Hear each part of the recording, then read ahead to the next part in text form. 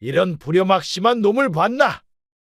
너도 어머니 자식이면 책임이 있는 거 아니냐? 그 책임은 형님이 알아서 지셔야죠. 그럴 작정으로 우리 유산 다 가로챈 거 아니었어요. 가로채?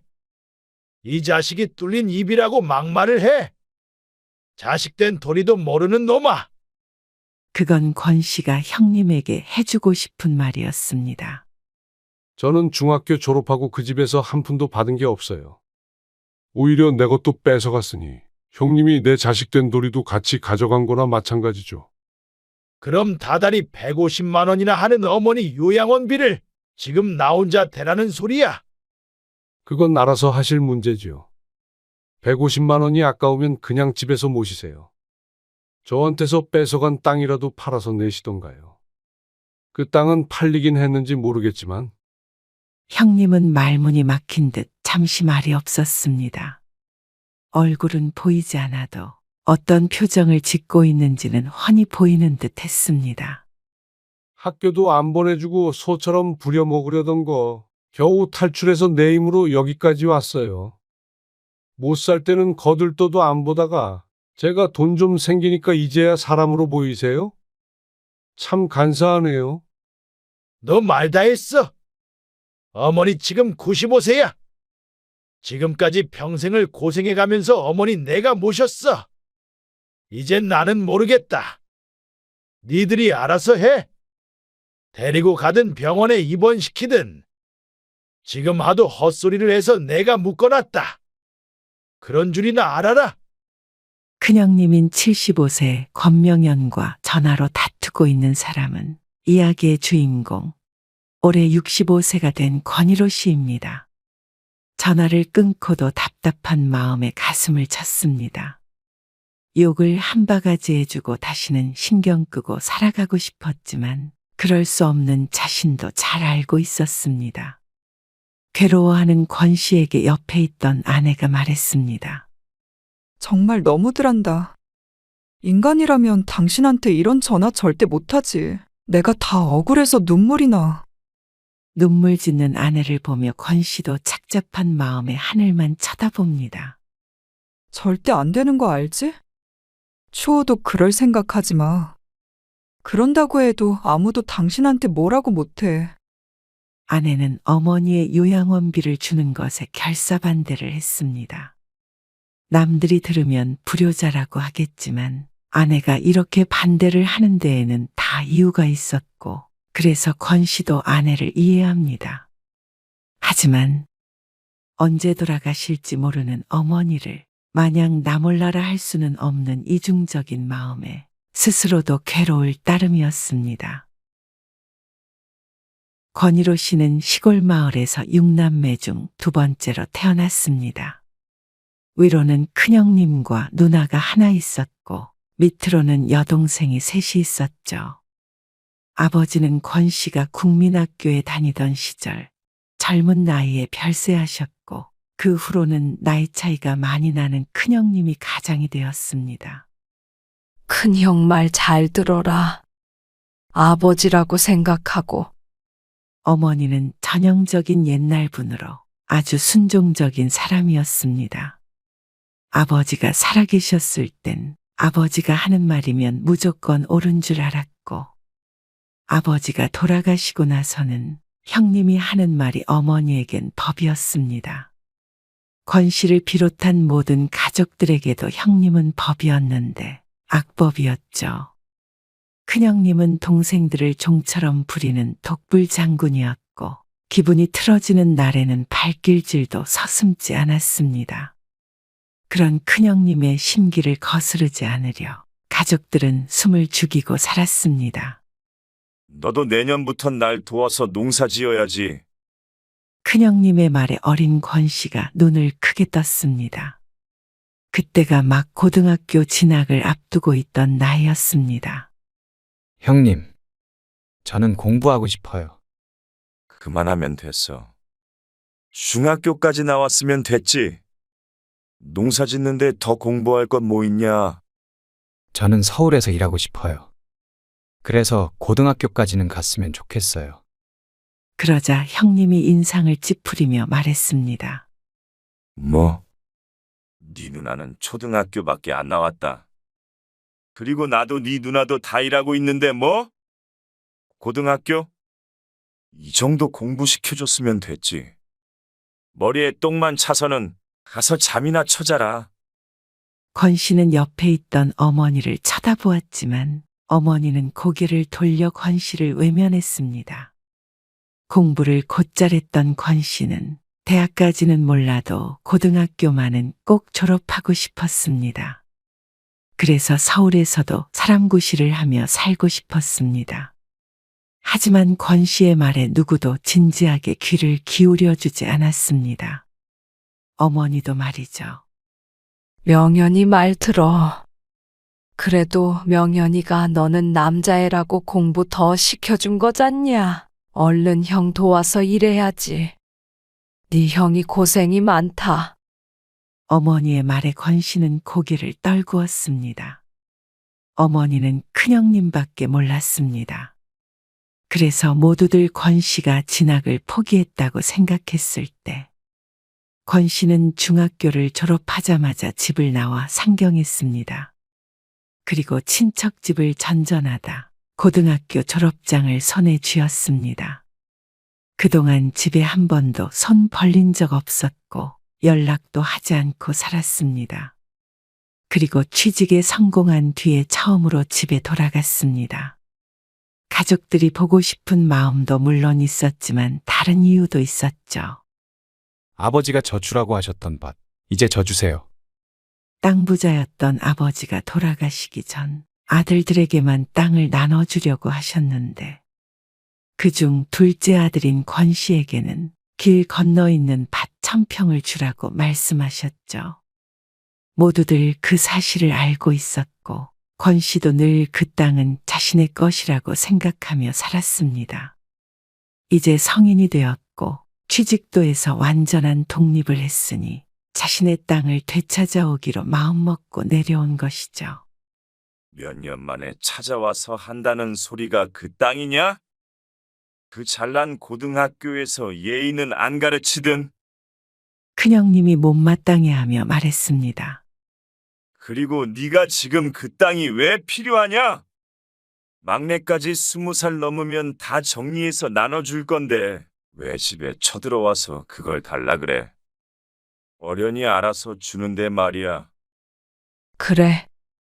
네 형이 다 챙겨서 줄 거야. 오랜만에 왔는데 같이 밥이나 먹지. 왜 큰 소리를 내? 어서 앉아. 어머니는 권 씨의 팔을 잡아 끌었습니다. 권 씨가 마지못해 밥상 앞에 앉자 큰형님이 또다시 한마디 했습니다. 넌 어차피 그 땅에다 농사도 안 지을 거잖냐. 그러면 그거 가져가서 뭐하게? 내가 팔아서 줘야지. 결혼할 때쯤 되면 다 정리가 되겠지. 그래서 권 씨는 그 말만 믿고 기다렸습니다. 그리고 몇 년 뒤에 정말 권 씨가 결혼할 때가 되어 다시 큰형님을 찾아갔죠. 이제는 진짜 주세요. 형님! 결혼할 때 주신다고 하셨잖아요. 그러자 큰형님은 적반하장으로 화를 내며 말했습니다. 이런 시골 땅이 네 생각대로 그렇게 금방금방 돈으로 바꿀 수 있는 줄 아냐? 수포에서 엿바꿔 먹는 줄 아냐? 금방이라뇨. 아버지 돌아가신 지가 도대체 몇 년인데요. 나도 골치가 아프다. 내가 얼마나 백방으로 알아보고 있는 줄도 모르고. 그리고 애초에 네가 그 땅 다 갖는 건 아니지. 큰아들인 내가 있는데. 그 땅은 일부일 뿐이었고 큰아들인 형님의 몫은 넘쳐났습니다. 살고 있는 집만 해도 큰형님 앞으로 되어 있었죠. 자꾸 찾아오다뇨. 안 주시니까 그렇죠. 어머니가 좀 말씀해 보세요. 아버지가 그 땅 저 주라고 하셨잖아요. 그렇긴 했지만 그동안 네 형이 고생이 많았잖냐. 그리고 안 주겠다는 게 아니라 팔아서 나눠주겠다는 거지. 어머니의 말에 권 씨는 기가 막혔습니다. 팔아서 주겠다고 한 지가 벌써 10년이 넘었습니다. 그런데 이제 와서 다 주진 못하겠다는 큰형님. 어쨌든 결혼한다니까 나도 빨리 알아보마. 그러니까 이 일 가지고는 더 이상 찾아오지 말아라. 그러곤 문을 닫고 들어가 버렸습니다. 이로야, 형 마음은 오죽하겠냐? 너 그 땅은 엄마가 형한테 잘 말해보마. 밥은 먹었어? 들어와서 한술 뜨고 가. 어머니도 똑같아요. 큰형님 말고는 자식으로 안 보이세요. 어떻게 어머니 아들 결혼하는데 땡전 한 푼 보태주시지도 않으면서 왜 제목까지 뺏어가는데 두고만 보세요? 권 씨가 울분에 차서 말했습니다. 설마 형이 안 죽이야 하겠니? 조금만 기다려보라는 거지. 걱정 말어. 그리고 결혼에 못 보태는 건 요즘 네 형이 애들 키우느라 이리저리 돈 쓸 때가 많아 그렇지. 어머니의 구구절절한 변명을 뒤로하고 집을 나왔습니다. 마을에서 알아주는 땅 부자 집이 바로 큰형님네였습니다. 그 땅을 가지고 농사 짓고 빌려주고 한 것만으로도 수입이 차고 넘칠 텐데 뭐가 그렇게 돈이 부족하다는 건지. 결국 권 씨는 돈 한 푼 받지 못하고 자신이 일하며 모아둔 돈으로 월세집부터 결혼 생활을 시작했습니다. 마음속엔 큰형님과 어머니에 대한 원망이 있을 수밖에 없었죠. 그렇게 시간이 흐른 어느 날, 서울로 권 씨의 어머니가 찾아왔습니다. 여기까지 혼자 어떻게 오셨어요? 권 씨와 아내가 놀라서 어머니를 맞았습니다. 명연이가 데려다 줬지. 오랜만에 우리 작은 아들 보고 싶어서 왔다. 권 씨는 의아해하면서도 내심 반가웠습니다. 워낙 거리가 멀기도 하고 큰형님네 보기 싫어 자주 내려가지 않았더니 어머니를 뵌 것은 손에 꼽았으니 말이죠. 작은 아들이 사는 집을 처음 보는지 이리저리 두리번거리는 어머니. 사는 게 좀 그렇죠? 아늑하고 좋은데 뭘. 직장을 그만두고 사업을 시작했는데 다행히도 수입이 나쁘지 않아 알뜰하게 모아 작은 전세집으로 이사한 권 씨. 그나저나 여기까지 어쩐 일이세요? 겸사겸사 왔지. 이것도 네 도장도 필요하고 말이야. 그러면서 종이를 꺼내는 어머니. 그게 뭐예요? 다른 게 아니라 큰 집 있잖냐? 예전에 네 아버지가 큰 집에 돈을 좀 꿨어. 근데 이번에 그걸 갚으라잖냐? 그래서 아버지가 물려준 재산을 좀 정리해서 그걸 갚으려고 한다. 얼마나 빌리셨다는데요? 큰 건 아닌데 그래도 갑자기 그 돈을 갚으려니까. 그리고 아버지가 빌리신 돈이니까 다 같이 갚는 게 맞지. 어머니의 말에 권 씨는 대수롭지 않게 생각했습니다. 그래서 내밀어진 종이 위에 도장을 찍었죠. 그날 밤 오랜만에 어머니와 함께 저녁 식사를 했습니다. 차린 건 많이 없어요. 오실 줄 모르고 저희 먹던 대로 차렸어요. 어머니. 권 씨의 아내가 그렇게 말했지만 평소보다 신경 쓴 티가 나는 밥상이었습니다. 우리 며느리가 요리를 잘하네. 맛있게 먹으마. 어머니와 권 씨 부부는 즐겁게 식사를 했습니다. 그리고 하룻밤 묵고 가겠다는 어머니의 말에 며느리가 오랜만에 어머니랑 자라며 작은 방으로 갔습니다. 도대체 몇 년 만에 어머니와 나란히 누워보는지. 큰형님만 아니었다면 어머니 손길이 필요한 어린 나이에 집을 뛰쳐나올 필요도 없었던 권 씨이기에 괜스레 속이 쓰린 기분이었습니다. 어머니가 늘 큰형님 편이긴 하지만 그래도 권 씨에겐 하나뿐인 어머니였으니 말이죠. 잠들기 전까지 어머니와 두런두런 이야기를 나누다 새벽에 잠에서 깼습니다. 벽에 걸린 시계를 보니 새벽 4시 반이었습니다. 다시 눈을 감으려는데 머리맡에서 어머니의 목소리가 들렸습니다. 고개를 돌려보니 벽을 보고 앉아 두 손을 모으고 기도를 하고 있는 어머니가 보였습니다. 우리 큰아들 명연이 하는 일 잘 되게 해주시고 명현이 자식들도 모두 공부 잘하고 아프지 않고 복 받게 해주시고, 그리고 우리 둘째 아들 이로도 일이 잘 풀려서 부자 되게 해주시고, 늘 건강하고 별 탈 없이 평온하게 해주시고. 교회도 다니지 않는 어머니가 새벽만 되면 중얼중얼 기도를 해온 사실을 알고 있었지만 무슨 말을 하는지 들은 건 처음이었습니다. 어머니의 목소리를 듣고 권 씨는 씁쓸하게 웃었습니다. 역시 어머니가 옛날 사람은 옛날 사람이었습니다. 아들밖에 몰랐죠.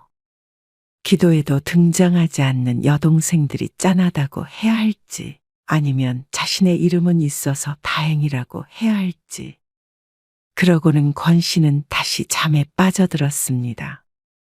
사실 그 이후로도 권 씨는 시골에 자주 가지 않았습니다. 어머니 생신이나 돼야 한 번씩 내려가 봤죠. 그러다가 하던 사업이 휘청거렸습니다.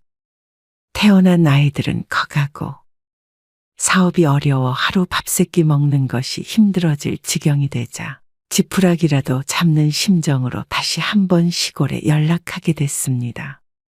형님, 제 땅 도대체 어떻게 된 거예요? 성인이 되면 받았어야 했던 건데 제 나이가 벌써 35이에요. 애들도 있고 힘들어 죽겠습니다. 너만 힘드냐? 요즘 다들 힘든 것 뻔히 알잖냐? 이런 때 땅이 무슨 수로 팔리냐? 그 땅 팔 생각은 있으신 거예요? 헐값에라도 팔아버리면 되잖아요. 도대체 무슨 땅이 20년이 넘게 안 팔리냐고요. 뻘밭도 이 세월이면 10번도 넘게 팔렸을 거예요. 나도 힘들어서 그 땅도 그냥 팔아버리고 싶다. 내가 돈 나갈 데가 한두 군데냐? 형님 큰아들 성철이는 의대도 보내셨잖아요. 의대 학비가 얼만데 자식 가르칠 돈은 있으면서 왜 동생 돈을 떼먹으려고 하세요? 너는 아무튼 나를 나쁜 놈 만드는데 재주가 많은 놈이야.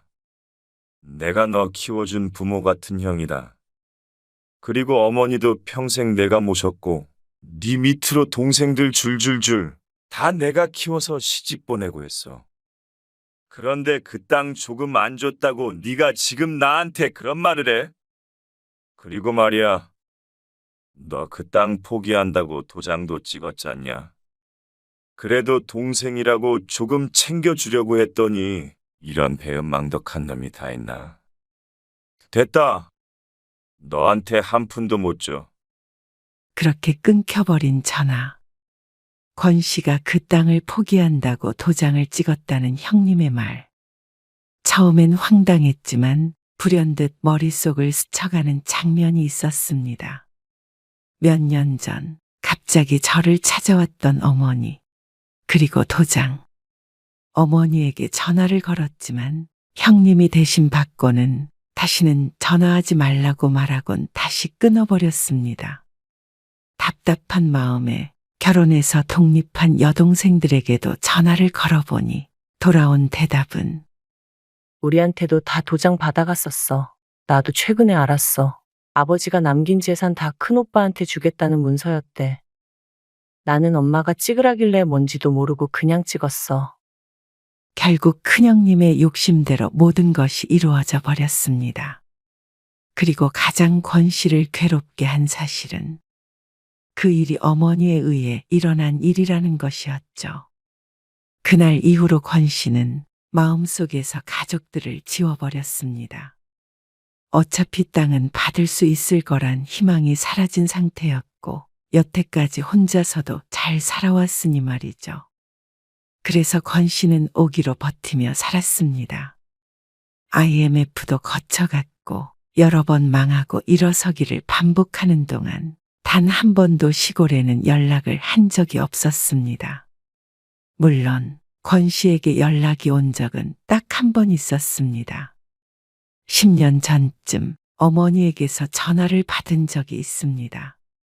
이번에 우리 손주 성철이 병원을 차려야 하는데 너도 좀 보태줄 수 있겠냐?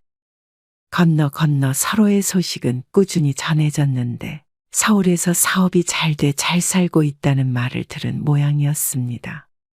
권 씨는 기가 막히고 코가 막혔습니다. 장난하시는 거죠? 저한테 하실 말씀이 고작 그거밖에 없으세요. 형제끼리 돕고 살아야지. 형제요? 어머니는 형제들 재산 다 뺏어서 큰형님 주셨죠. 그게 형제끼리 할 짓이에요? 그건 어머니는 말문이 막힌 듯 머뭇거렸습니다. 그때 네 형이 하도 시켜서. 근데 네 형이 아버지 일찍 돌아가시고 가장 노릇하느라 힘들었잖냐. 그리고 장남이 잘 살아야 나머지도 그 덕을 보는 법이야. 거봐라. 명현이 아들이 의사 됐으니 이제 우리 집안이 전부 피겠지. 그 재산들 다 가졌으면 힘들었네 어쨌네 할 자격 없어요. 이제 그 땅 다 있고 살고 있으니까요. 달라고도 안 해요. 그러니까 이런 일로 저한테 전화하지 마세요. 사람이 염치라는 게 있어야죠. 어머니가 저한테 뭘 해주신 게 있길래 큰형님 아들 병원 차릴 돈을 대라고 하세요. 권 씨는 울음에 가까운 말을 내뱉었습니다. 다신 전화하지 마세요. 끊습니다. 전화를 끊고 울고 있는 권 씨를 아내가 위로했습니다. 당신이 너무 불쌍해. 너무 착해서 그래, 착해서. 그냥 잊고 살아요. 그렇게 연을 끊고 살았고 세월이 흘러 자식들도 다 키워서 시집장가 보내니 어느덧 권 씨는 65세가 되었습니다. 그 말은 어머니는 95세가 되었다는 말이었죠. 여동생들의 말에 의하면 치매 증상은 보이시지만 아직까진 건강하시다는 어머니. 권 씨는 언제나 마음의 준비를 하고 있었습니다. 대단히 장수하신 편이라 매년 올해 돌아가시면 어쩌지, 내년에 돌아가시면 어쩌지. 연은 끊고 살았지만 마음 한구석엔 돌아가시기 전엔 배워야 한다는 생각은 늘 하고 있었죠. 그러던 어느 날 어머니가 건강이 안 좋으시다는 연락을 받았습니다. 마지막이라고 생각하고 다녀올게. 아내에게 그렇게 말하고 권 씨는 다시 시골을 찾았습니다. 마지막에 배웠던 모습과는 확연히 다른 모습의 어머니. 정정하던 어머니는 이불 위에 누운 채 권 씨를 맞았습니다. 이로야, 내 아들 이로야, 왔니? 권 씨를 보더니 어머니가 이불 속에서 손을 꺼내 권 씨에게 내밀었습니다. 저도 가끔 못 알아보시는데 도련님은 알아보시네요. 형수의 말에 권 씨의 마음이 복잡해졌습니다. 차마 내민 손을 모른 척 할 수 없어 권 씨는 그 손을 맞잡았습니다. 입술은 다 부르텄고 제대로 앉아있지도 못하는 어머니. 왜 이제야 왔어? 어머니의 말에 권 씨 눈에 눈물이 핑 돌았습니다. 권 씨라고 어머니를 안 보고 살고 싶었던 것은 아니었습니다. 사실은 평생 원망하며 그리워하며 살았죠. 어디가 편찮으시길래 누워만 계세요. 권 씨가 묻자 형수가 대답했습니다. 어디가 안 편찮으신지 물어보는 게 더 빠르겠네요. 나이가 있으시니까 나도 요즘 허리가 너무 아파서 병원에 다녀요. 어머니 저렇게 일어나지도 못하시니까 혼자 내가 어떻게 하지를 못해요. 집신도 짝이 있다고 큰형님과 형수는 똑같은 인간이었기에 증오했지만 그간 어머니 때문에 고생이 많았는지 형수의 얼굴이 많이 상해 있었습니다. 하지만 세상에 공짜란 없는 법이었습니다.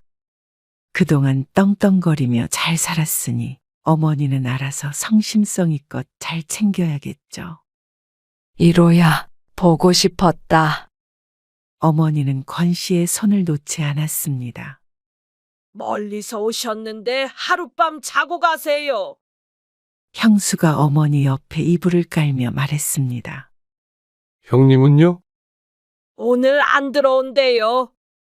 큰형님도 사람이라고 권 씨의 얼굴을 보기 껄끄러웠는지 권 씨가 도착해 있을 때부터 보이지 않았습니다. 권 씨는 그날 저녁 어머니의 곁에 누웠습니다. 조용히 누워있자니 별의별 생각이 다 들었습니다. 지나간 세월들이 떠오르는 건 당연했습니다. 하지만 그래도 어머니인지라 가슴이 뜨거워졌습니다.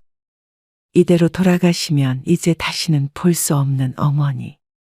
못 보고 돌아가신다면 두고두고 후회할 것 같아서 오긴 했지만 이런 이상한 마음이 들 줄은 몰랐습니다. 원망만 남은 줄 알았는데 막상 마지막을 앞둔 듯한 어머니를 보니 떠오른 감정은 슬픔이었죠. 어머니는 권 씨의 손을 잡고 잠이 들었습니다. 권 씨도 설핏 잠이 들었는데 눈을 떴을 땐 사위가 어둡고 고요했습니다. 그 가운데 어머니의 목소리만이 희미하게 들려오고 있었습니다. 권 씨가 어머니의 말소리에 잠에서 깬 듯했습니다. 우리 명연이 하는 일 모두 잘 되고, 우리 손주들도 일 잘하게 해주시고, 우리 이로 아픈 데 없이 건강하게 해주시고, 힘들지 않게 굽어 살펴주시고. 누구에게 빌고 있는지도 불분명한 기도. 아픈 몸을 일으켜 또다시 벽을 보며 새벽 기도를 하는 어머니. 분명 권 씨 인생을 더 힘들게 했던 어머니이지만, 증오했던 어머니이지만, 그날 밤에 그 기도를 들은 권 씨의 감정은 평생 말로는 표현할 수 없었습니다. 다음 날 아침 일찍 권 씨는 집을 나서면서 어머니의 모습을 마지막으로 눈에 담았습니다. 그러나 며칠 뒤 여동생에게서 전화를 받았습니다. 오빠, 그 얘기 들었어? 무슨 얘기? 큰언니가 그러는데 글쎄, 새언니가 전화해서 엄마 요양원에 보낸다고 동생들한테 다 연락 돌리라고 했대.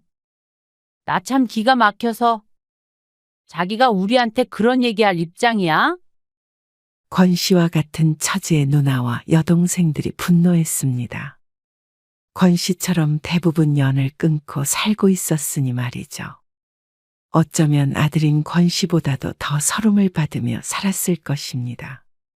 그러면서 뭐라 그랬는 줄 알아? 한 달에 요양원 비용이 150만 원인데 형제끼리 다 같이 나눠서 내자고 그랬대? 말이 돼? 우리 돈 다 가져가서 입 싹 닦아놓고 이제 와서 왜 돈을 달래? 돈은 우리가 달라 그래야 되는 거 아니야? 그래서 뭘 어쩌라는 거야? 어쩌긴 오빠도 그 얘기 들었나 해서. 어쩔 거야? 뭘 어째? 말도 안 되는 소리 하지 말고 끊어. 바쁘니까. 그렇게 전화를 끊고 심란한 마음을 감추고 있었는데 그날 저녁 형님에게서 전화가 왔습니다. 너 연락은 받은 거냐? 무슨 연락이요? 네 누나한테 연락 넣으라고 했는데 안 했어? 요양원 말씀하시는 거예요. 그래? 들었구만. 아무튼 그런 줄 알아라. 다음 주 내로 어머니 요양원에 들어갈 거니까. 아주 당당한 말투였습니다. 요양원엔 왜 모셔요? 형님이 어머니 돌아가실 때까지 돌봐드려야지. 뭐? 움직이지도 못하고 누워있는 양반을 어떻게 똥오줌 받아가며 돌봐? 그건 형님이 하든 형수가 하든 해야죠. 왜 형제들한테 돈을 걷어요? 이런 불효막심한 놈을 봤나? 너도 어머니 자식이면 책임이 있는 거 아니냐? 그 책임은 형님이 알아서 지셔야죠. 그럴 작정으로 우리 유산 다 가로챈 거 아니었어요? 가로채? 이 자식이 뚫린 입이라고 막말을 해. 자식된 도리도 모르는 놈아.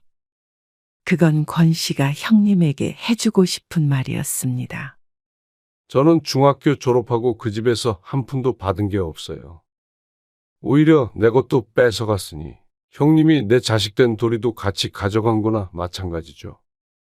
그럼 다달이 150만 원이나 하는 병원비를 지금 나 혼자 대라는 소리야. 그건 알아서 하실 문제지요.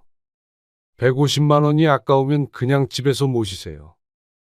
땅이라도 팔아서 내시던가요.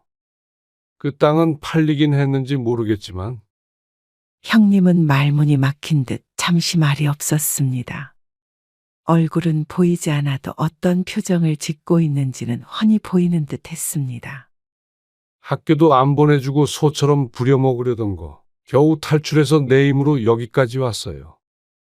못 살 때는 거들떠도 안 보다가 돈 생기니까 이제야 사람으로 보이세요.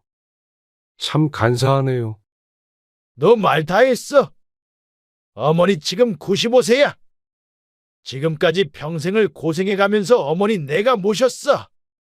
이젠 나는 모르겠다. 니들이 알아서 해. 데리고 가든 병원에 입원시키든. 지금 하도 헛소리를 해서 내가 묶어놨다. 그런 줄이나 알아라. 그러고는 전화를 뚝 끊어버리는 큰형님의 권 씨는 너무 황당했습니다. 아니, 헛소리를 해서 입을 막았다면 이해하겠는데 움직이지도 못하는 어머니를 왜 묶어놨다는 거야? 그러자 옆에서 함께 듣고 있던 권 씨의 아내도 한마디 거들었습니다. 거짓말 하신 거겠지. 그냥 위협하신 거 아니겠어? 원래 그러셨잖아. 말이 되는 소리를 하셔야지. 그러고는 권 씨의 아내가 조심스럽게 말을 덧붙였습니다. 여보, 안 그럴 거지? 뭐가? 요양원 비용 나눠서 내자는 거 말이야. 안 줄 거지? 그러자 권 씨가 선뜻 대답하지 못했습니다. 권 씨랑 수십 년 살아온 아내가 권 씨를 모르지 않았습니다. 당신 그래도 이건 아닌 것 같아. 형님네가 돈이 없으면 모르겠는데 분명히 매달 150만 원이나 쓰려니까 아까워서 남의 돈 가지고 낼 생각인 거지. 진짜 어머니 생각하는 사람이었다면 그 집이랑 땅을 팔아서라도 그 병원비를 못 내겠어? 의사 손자도 있고. 권 씨라고 그걸 모르는 것은 아니었습니다. 하지만 머리로는 알고 있지만 무자르듯 끊어낼 수 없는 것이 천륜인 것도 알고 있었죠. 나도 알아. 그런데 그래도 내가 어머니 자식이잖아. 어머니는 평생 큰아들밖에 모르셨어. 그런데도 당신이 자식 노릇을 해야 해? 아내가 답답해하며 말하자 권 씨는 작게 고개를 저었습니다. 큰아들, 작은아들을 떠나서 내가 어머니 아들로서 이대로 나 몰라라 하고 보내버린다면 나는 그게 평생 마음에 남을 것 같아. 그러면 오히려 어머니를 떨쳐버리지 못하고 죽을 때까지 간직하고 살겠지. 여보, 나도 말도 안 된다고는 생각했는데 그래도 내 도리는 다 해야지 싶다. 어머니는 어머니고 형님은 형님이고 그건 나랑 상관없어. 나는 내 할 일만 하면 돼. 그래야 잊고 살아. 당신 참 불쌍해. 제대로 정 한 번 못 받아보고 그렇게 힘들게 살았는데 누가 들으면 지어낸 얘기라고 하겠어. 내가 들어도 너무 어이가 없고 말도 안 되는데 모르는 사람이 보면 어떻게 믿겠어. 참 세상 별나다. 당신이 착해서 탈이야. 왜 남들처럼 모질지 못해. 그러자 권 씨가 대답했습니다. 내가 착해서가 아니야. 그렇게 착하게 살지도 않았고. 그럼 이제 와서 어머니가 불쌍해졌어? 어머니 불쌍하지. 그렇게 누워 계신 걸 막상 보니까 마음이 이상하더라. 근데 어머니가 애틋해서 그런 건 아니야. 그냥 이제 돈 때문에 형제끼리 물고 뜯고 그만하고 싶다. 차라리 안 보고 살면 그만인 것을 뭐하러 다시 진흙탕 속으로 뛰어들어. 어머니 돌아가실 때까지 돈 몇십만 원씩 주기만 하면 되는 걸 가지고 그걸로 또 싸우고 헐뜯고 안 할래. 이제는 사람답게 사는 게 더 중요해 난. 낮은 목소리로 가만가만히 말하는 남편에 아내는 더 이상 반박하지 않았습니다. 다만 다음 주가 되어 어머니의 입원 날이 되었을 때 남편의 어깨를 한번 도닥여 주었습니다. 권 씨는 요양원을 향해 운전을 하면서 생각에 잠겼습니다. 누군가는 어리석다고 혀를 찰 수도 있겠지만 권 씨는 자신의 결정을 후회하지 않기로 합니다. 누구보다도 자신을 위한 결정이었기 때문입니다.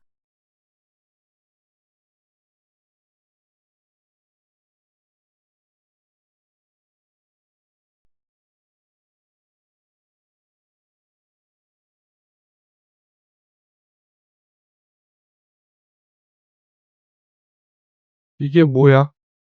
가사노동비 명세서 가사노동비 명세서? 읽어봐. 식사 준비 및 설거지 월 60만 원, 빨래 및 다림질 월 30만 원, 청소 및 생활 관리 월 40만 원, 장보기 월 10만 원. 합계 월 255만 원? 이게 도대체 무슨 말이야? 거기 적힌 대로야. 한 달 동안 내 가사노동의 금액을 매겨봤거든. 그러니까 그만큼이 되더라고. 후하게 친 것도 아닌데 그래서 이걸 어떻게 하란 소리야? 그걸 당신이 줘야지. 내가 왜? 세상에 공짜가 어디 있어? 생활에 드는 돈은 각자 따로 내고 내가 노동한 비용은 따로 줘. 오늘 이야기 속 주인공은 56세 김영자 씨입니다. 그리고 그녀의 남편에 관한 이야기이죠. 김 씨는 평생 가정에 헌신했다고 생각했습니다. 일, 집안일, 육아. 어느 하나에도 소홀했던 적이 없었습니다.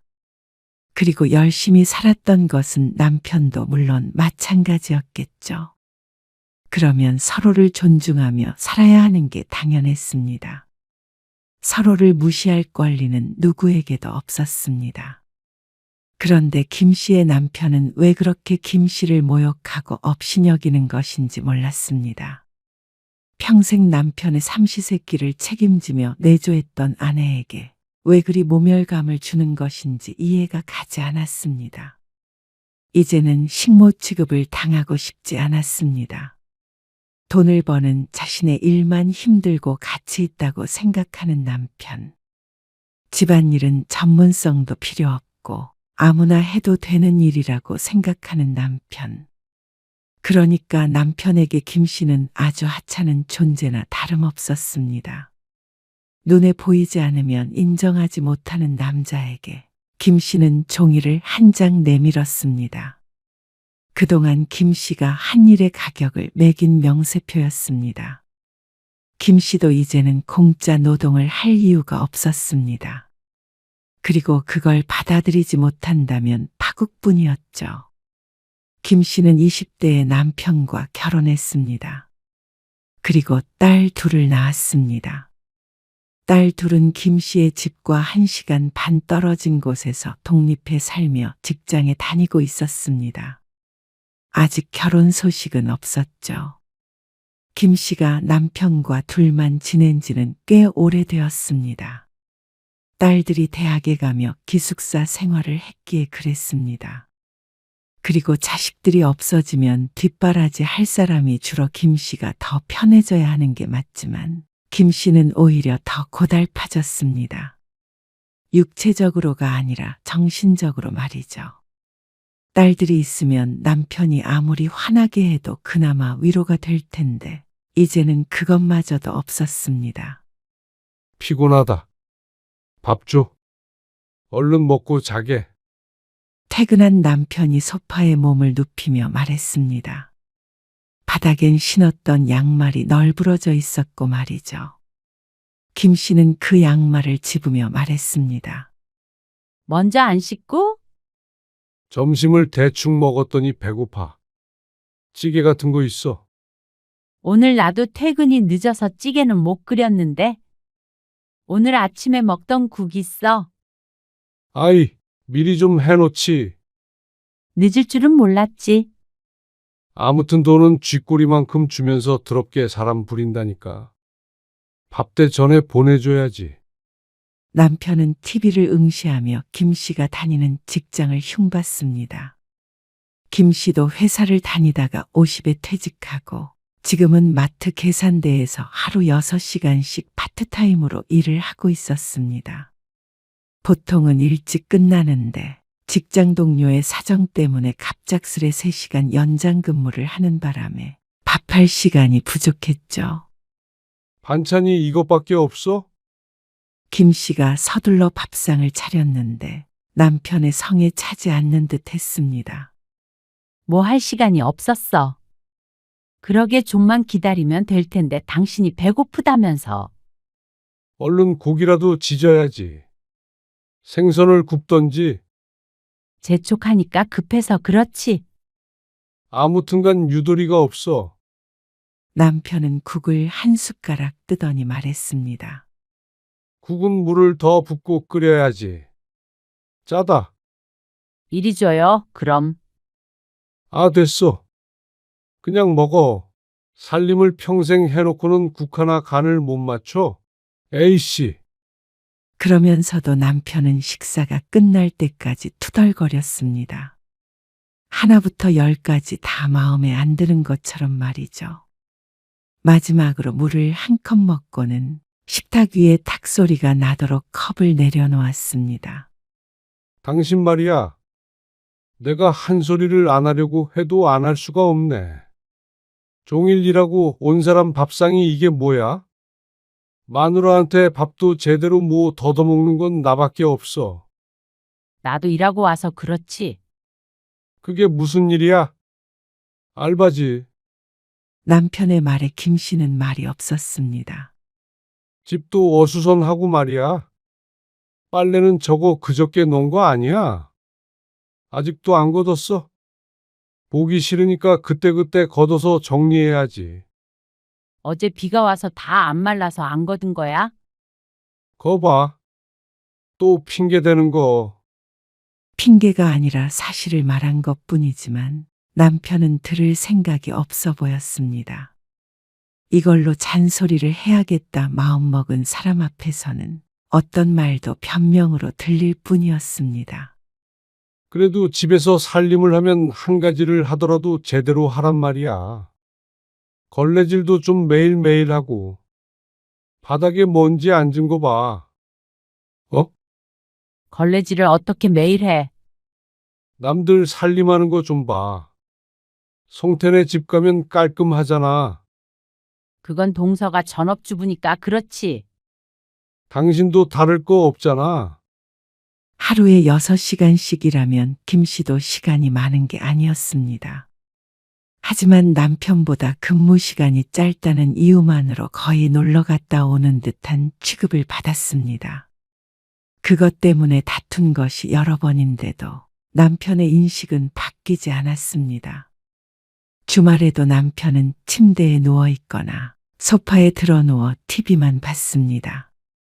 그리고 손 하나 까딱 하지 않았습니다. 여보, 이거 쓰레기 좀 버리고 와줘. 남편이 하도 집이 지저분하다길래 청소를 좀 했는데 현관 앞에 있는 쓰레기 봉투를 보고도 버릴 생각이 조금도 없어 보였습니다. 김 씨 혼자만 바쁜 듯 했죠. 당신은 일하는 사람한테 주말에 청소를 시키고 싶냐? 쓰레기 정도는 버릴 수 있잖아. 그리고 청소 좀 같이 하면 안 되는 거야? 주말에 남자가 좀 쉬어야지. 평일에 죽어나는데 그럼 난 언제 쉬어? 평소에 쉬어. 평소에 집에 있는 시간도 많잖아. 집에 있을 때라고 내가 쉬는 거 봤어. 말도 안 되는 소리였습니다. 식구가 둘 뿐이었지만 남편의 유별난 성격 때문에 끼니 때마다 다른 음식을 해야 했고 화장실에는 물기가 있으면 안 되고 조금만 뭐가 널브러져 있어도 난리가 났습니다. 남편이 출근하고 나서도 부지런히 움직여서 이것저것 해놓고 김 씨도 출근을 했습니다. 그리고 퇴근하면 저녁 준비로 바쁘고 말이죠. 그런데 언제 짬이 나서 쉬라는 것인지 또 한 소리 했다고 달려드는 거 봐라. 기가 막힐 노릇이었습니다. 배우자가 아니라 꼭 자식에게 하듯이 훈계하는 남편. 김 씨는 기분이 상해서 쓰레기 봉투를 들고 나왔습니다. 이럴 때면 차라리 남편이 주말에 집에 없는 게 나았습니다. 어차피 도와주지도 않는데 잔소리가 방해만 될 뿐이었습니다. 왜 남편한테 할 말도 못하고 사냐고 할 수도 있지만 김 씨라고 남편에게 따지지 않은 건 아니었습니다. 하지만 대화라는 게 말이 통하는 사람과 할 수 있는 것이었습니다. 꼭 외국인이랑 대화하듯 전혀 소통이 되지 않고 싸우기만 하니 김 씨가 나가 떨어졌죠. 밥 언제 먹어? 잠깐만. 부엌 좀 마저 치우고. 종일 뭐 하는 거야? 후딱후딱 끝내고 밥 차릴 생각을 해야지. 쓰레기를 버리고 오자 남편이 귀를 후비며 물었습니다. 김 씨는 남편의 말에 화를 속으로 삭혔습니다. 안 참으면 또다시 피곤해지는 건 김 씨였기에 입을 다물었습니다. 하지만 눈만 마주치면 밥 타령을 하는 남편의 한숨이 나왔습니다. 아직 퇴직을 한 것도 아닌데 남들이 말하는 그런 삼식이가 될 조짐이 보였습니다. 하지만 김 씨도 남편이 말처럼 집에서 놀며 한가하기만 하면 새끼가 아니라 네끼 다섯끼도 차려줄 수 있었습니다. 하지만 한 푼이라도 보태려는 김 씨의 마음은 아는지 모르는지 남편은 그깟 알바라며 김 씨를 무시하고 집안일에 대해 불평이 많았습니다. 아, 다음 주에 병태랑 상국이 와. 집에 그럼 집으로 오지. 저녁 먹으러 오는 거야? 밥도 먹고 술 한잔 하기로 했으니까 안주도 준비해줘. 한두 달에 한 번씩 남편은 집으로 친구들을 데리고 왔습니다. 이렇게 미리 예고를 하면 그나마 다행이었고, 밖에서 만나서 술 마시다가 그대로 밤늦게 집으로 데리고 와서 이 차를 이어가는 경우도 있었습니다. 그러지 말라고 말해도 집이 편하다며 꼭 집으로 왔습니다. 금요일에 일을 마치고 지친 몸을 이끌고 집에 오면 또 남편 친구들 맞을 준비를 해야 하기에 정신이 없었죠. 재수 씨 식당 차려도 되겠어요. 그렇다니까. 재수 씨 요리 솜씨는 옛날부터 알아줬지. 그래서 우리가 이리로 오는 거예요. 알죠? 아, 알죠? 남편 친구가 하는 말에 김 씨가 어색한 미소를 지었습니다.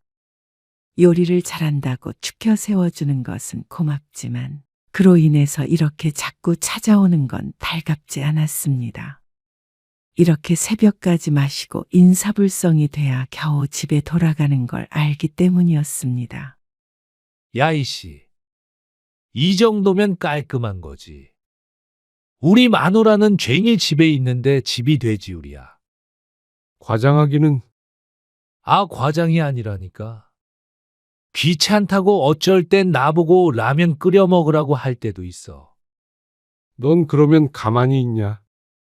돈 벌어오는 남편에 대한 예의가 아니지. 우리 집에선 마누라가 상전이라니까. 너는 임마, 재수 씨한테 잘해. 일하면서 이렇게 살림 잘하는 여자가 요즘 어디 있냐? 일은 무슨? 마트에서 시간 때우는 거지 뭐. 그리고 살림도 이 정도 못하면 되냐? 우리 마누라도 집에서 별거 안 해. 친구의 말에 남편은 콧웃음을 쳤습니다. 아무리 그래도 동의하지 못하는 모양이었습니다. 친구들에게 자랑은 하지 못할 망정, 칭찬하는 친구들에게 핀잔을 주는 남편이 얄밉고 정이 떨어지는 기분이었습니다. 결국에는 남편의 친구들이 돌아가고 다음 날 또 남편과 다투게 되었습니다. 왜 친구들한테 말을 그런 식으로 해? 뭔 소리야? 북엇국 끓이랬더니 술 먹고 북엇국은 얻어먹으면서 뭐? 내가 집에서 별거 안 한다고? 그거 가지고 아침부터 언성을 높여? 친구들이 날 얼마나 우습게 생각하겠어? 누가 우습게 생각한다는 거야? 괜히 오버하지 말고 밥이나 차려줘. 당신이 끓여 먹어. 뭐?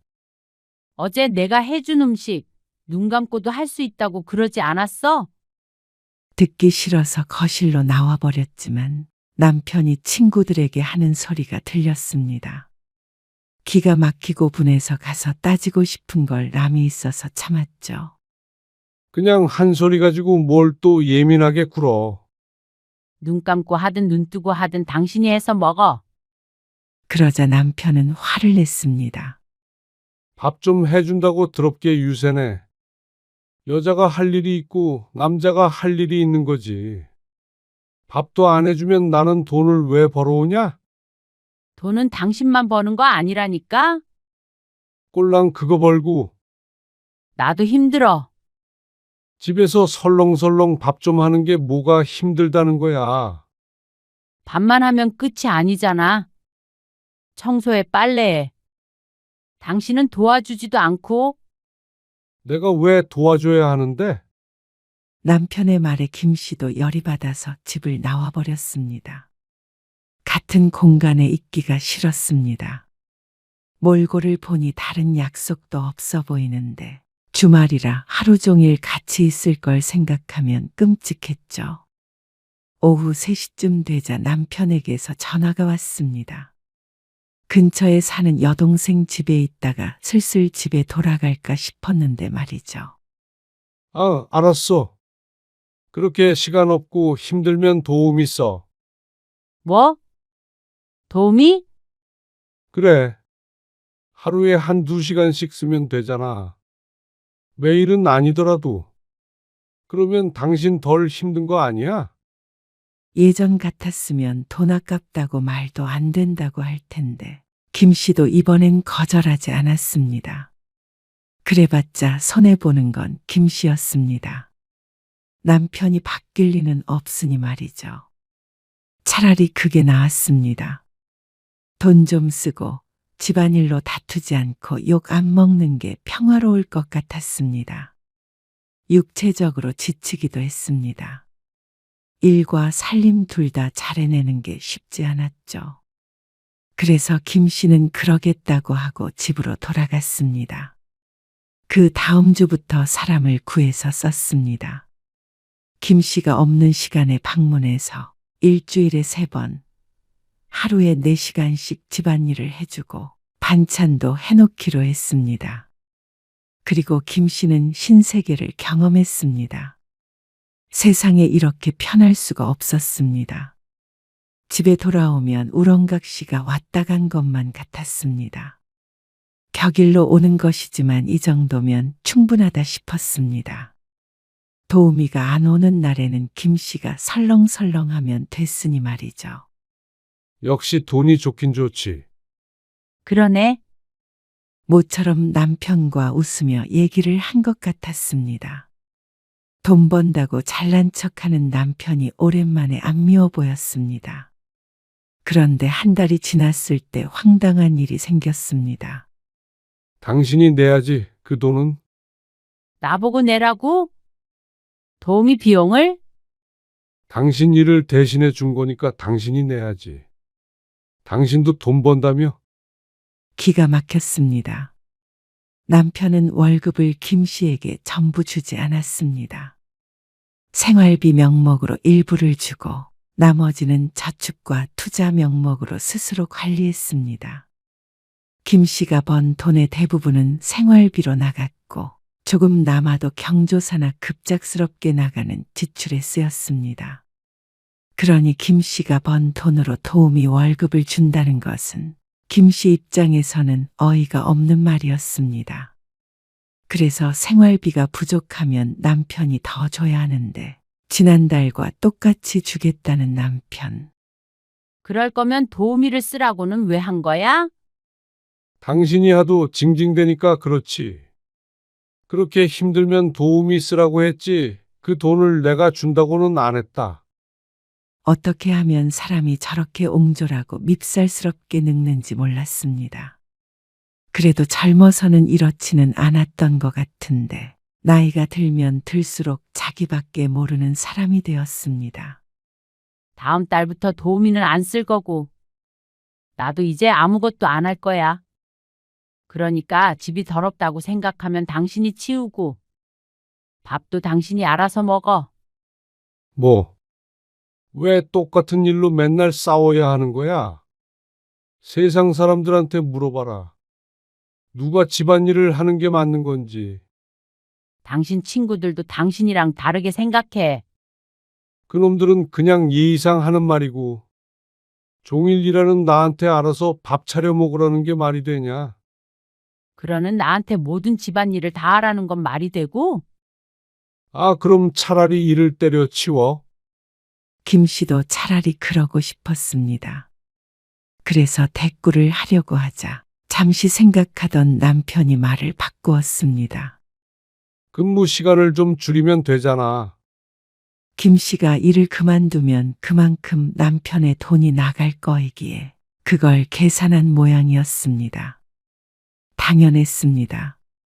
남편은 알바라고 무시했지만 매달 받는 월급은 무시할 수 없을 만큼 꽤나 쏠쏠했으니까 말이죠.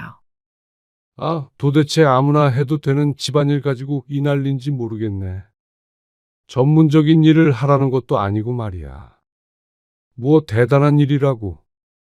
그러니까 아무나 해도 되는 거면 당신이 하면 되잖아. 김 씨는 이번만큼은 독하게 마음먹었습니다.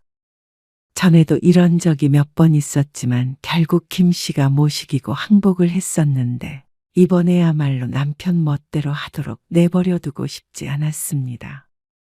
그랬다가는 평생 이렇게 식모 노릇을 해야 할 것 같았습니다. 김 씨는 그날 이후로 더 이상 집안일을 하지 않았습니다. 밥 안 하고 누워 있어. 나는 먹었어. 뭐? 그럼 나는 각자 알아서 먹기로 했잖아. 언제 그러기로 했어? 당신이 일방적으로 말도 안 되는 소리를 한 거지. 남편이 질린다는 듯이 한숨을 쉬며 말했습니다. 얼른 밥 차려. 배고파 죽겠는데 왜 엉뚱한 짓이야. 난 피곤해서 이만 자야겠어. 그러면 밥은 누가 해? 당신이 차려서 먹던지 아니면 자장면을 배달시키던지. 김 씨가 시큰둥하게 대답하자 남편이 기가 막혀 하는 게 느껴졌습니다. 김 씨는 모른 척하고 시선을 TV에서 떼지 않았습니다. 김 씨가 이렇게까지 한 적이 없으니 아마 많이 당황스러울 것이었습니다. 진짜 내가 누굴 위해 돈을 버나 싶다. 그게 김 씨를 위해서는 아님이 분명했습니다. 그런데도 가정을 위해 희생하는 남편을 위해 밥도 안 해준다며 크게 실망하는 듯 보였습니다. 그러던 어느 날이었습니다. 퇴근해서 씻다가 욕실에서 발을 헛디뎌 넘어지고 말았습니다. 다행히 머리를 부딪히거나 어디가 부러지거나 한 것은 아니었지만 꼬리뼈를 찧었는지 통증이 상당했습니다. 다치고 10분 정도는 기어다닐 정도였습니다. 그리고 퇴근해서 누워있는 김 씨를 본 남편은 한심스럽다는 듯이 말했습니다. 신보를 곱게 안 쓰니까 벌 받았지 뭐. 기가 막혀서 김 씨는 입이 쩍 벌어졌습니다. 아파서 제대로 앉지도 못하는 사람에게 그게 할 말인가 싶었습니다. 집도 엉망으로 두고 남편은 내팽개치더니 그러면서 힐끔 쳐다보며 혀를 차는 남편을 보니 그나마 있던 정도 뚝 떨어지는 것 같았습니다. 내일 병태랑 상국이 오기로 했어. 그런데 아, 좀. 그래도 손님이 오면 당신이 좀 해야 할 거 아니야. 그래서 앞으로도 계속 아무것도 안 하겠다는 거야. 그만큼 눈 감아줬으면 됐잖아. 이제 좀 할 일 해. 사람이 정도껏 해야지 말이야. 뭐 때문에 그러는지는 알겠는데 상황을 좀 봐가면서 때를 써. 상황을 못 보는 게 누군데 그래? 지금? 김 씨가 아픈 건 눈에 보이지도 않는 모양이었습니다. 그리고 김 씨가 무엇 때문에 이러는지도 남편은 제대로 알지 못하는 것 같았죠. 허탈한 기분이 들었습니다. 김 씨는 이 정도면 충분히 알아먹을 거라고 생각했고, 시간이 지나면 최소한 집안일을 일부 도와주겠다는 소리는 할 줄 알고 기다렸습니다. 하지만 남편은 전혀 그럴 생각이 없어 보였습니다. 당신 손님 당신이 알아서 챙겨? 계속 그렇게 나오면 나도 안 참아. 안 참는다고? 그래. 내가 뭐 당신 하나 못 이겨서 아무 말 안 하고 있었는 줄 알아? 무슨 말을 하려고 일어나 싶었는데 남편의 다음 말이 참 황당했습니다. 당신 계속 이렇게 나오면 나도 이제 당신한테 한 푼도 못 줘. 뭐? 생활비고 뭐고 안 주겠다고. 사람이 할 일을 제대로 해야 돈을 줄 마음이 들지. 내가 할 일이 살림이라는 소리야? 그럼 뭐겠어? 어이가 없었습니다. 김 씨가 직장을 그만두는 것도 못마땅하고 그렇다고 자기가 집 청소를 하고 싶지도 않은 모양이었습니다. 회사에 다닌다는 이유 하나만으로 남편은 모든 의무를 다한 것처럼 굴었습니다. 그리고 나머지는 전부 김 씨의 몫이고 말이죠. 그렇게 따지자면 김 씨야말로 일을 좀 더 하고 집안일에서 손을 떼고 싶었습니다. 그리고 생활비 조금 주고 나머지는 내가 알아서 쓰고 말이죠. 남편이 딱 그러고 살고 있었습니다. 그러면서 큰 소리는 어찌나 쳐대는지 딱 한 달만이라도 역할을 바꾸고 싶었습니다. 세상에 공짜가 어디 있어. 남편이 돈 벌어다 주면 여자는 이 정도는 해야지. 그래? 그렇단 말이지? 김 씨는 남편의 말에 고개를 끄덕였습니다. 그러자 남편이 더 얼떨떨한 표정을 지었습니다. 좀 더 대거리를 해야 될 줄 알았는데 쉽게 수긍한다 생각한 모양이었죠. 김 씨는 더 이상 실랑이를 하지 않았습니다. 그리고 그날 이후로 밥도 잘 차려주고 청소도 열심히 하고 남편에게 쓰레기 버리란 소리도 한 번도 하지 않았습니다. 처음엔 어리둥절해 하던 남편은 시간이 지나자 무척 뿌듯해했습니다. 아무래도 말 안 듣는 마누라 버릇을 자신이 고쳐놨다고 생각하는 것 같았습니다. 그리고 한 달쯤 지났을 때였습니다. 김 씨는 귀가한 남편에게 종이 한 장을 내밀었습니다. 이게 뭐야? 김 씨가 내민 종이를 받아든 남편이 고개를 갸웃거리며 물었습니다. 가사노동비 명세서? 생소한 단어에 남편이 의아한 듯 내용을 읽어내려갔습니다. 식사 준비 및 설거지 월 60만 원, 빨래 및 다림질 월 30만 원, 청소 및 생활관리 월 40만 원, 장보기 월 10만 원. 명세서에 적힌 내용을 읽어내려가는 남편의 목소리가 점점 작아졌습니다. 합계 월 255만 원? 이게 도대체 무슨 말이야? 거기 적힌 대로야. 한 달 동안 내 가사노동의 금액을 매겨봤거든. 그러니까 그만큼이 되더라고. 후하게 준 것도 아닌데. 그래서 이걸 어떻게 하란 소리야? 그걸 당신이 줘야지. 내가 왜? 세상에 공짜가 어디 있어? 생활에 드는 돈은 각자 따로 내고 내가 노동한 비용은 따로 줘.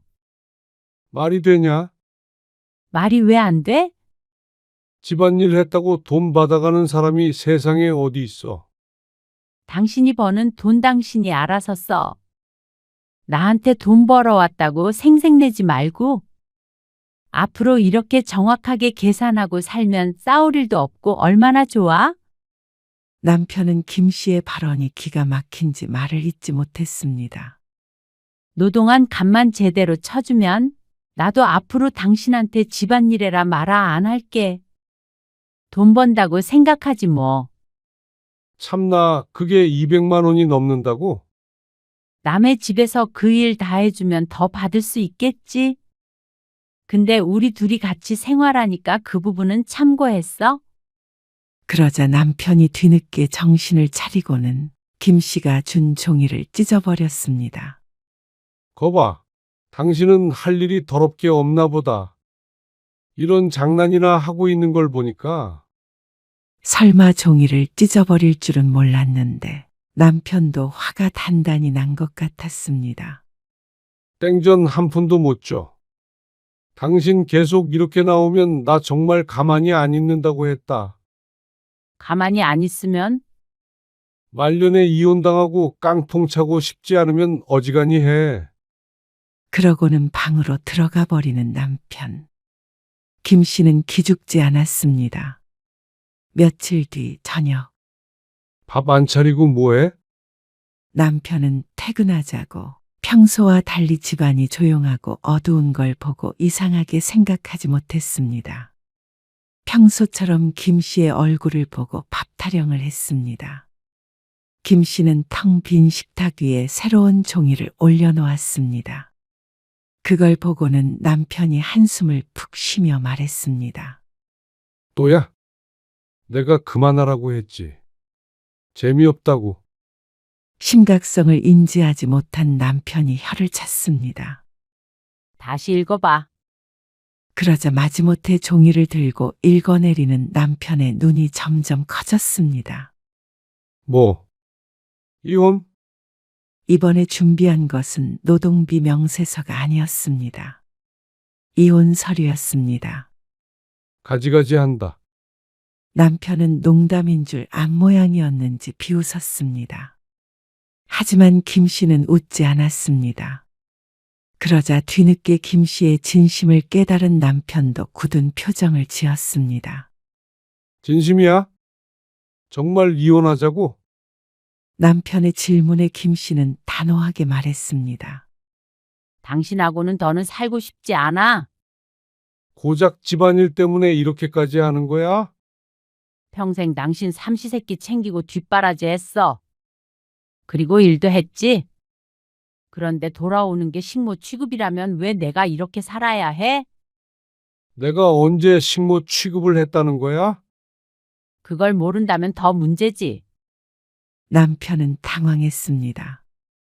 아니, 서운한 게 있으면 말로 하면 되지. 어떻게 이혼하자는 소리가 나와? 그동안 수도 없이 말했는데 당신이 들은 적이나 있어?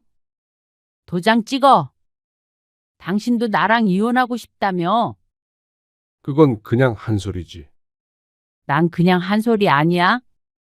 처음엔 화를 내던 남편이 김 씨의 마음이 굳은 것 같자 안절부절하지 못했습니다. 아, 미안해. 됐지. 앞으로 뭐 쓰레기 버리면 돼.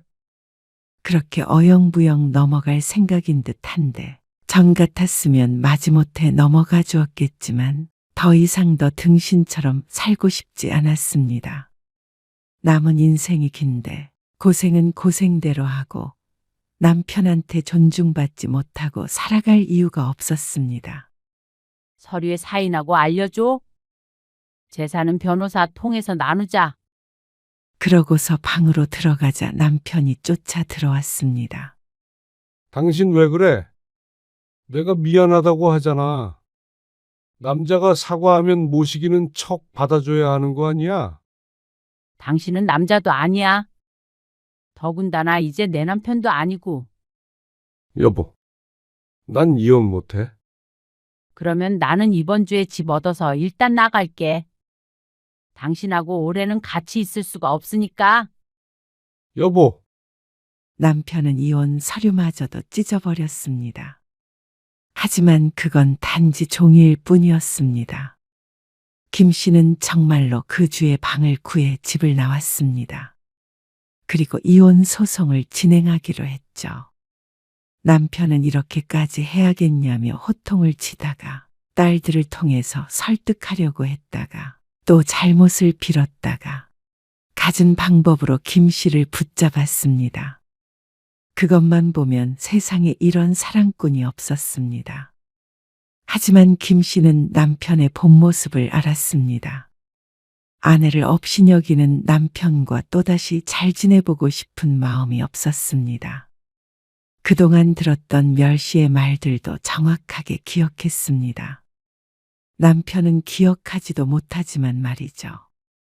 김 씨는 남편과의 다툼 끝에 다음 해에 이혼을 했습니다. 재산도 분할해서 남편의 말처럼 깡통을 차는 일은 없었습니다. 가사노동비 명세서가 괜히 있는 게 아니었습니다. 김 씨가 가정에 기여한 바는 분명히 있었죠.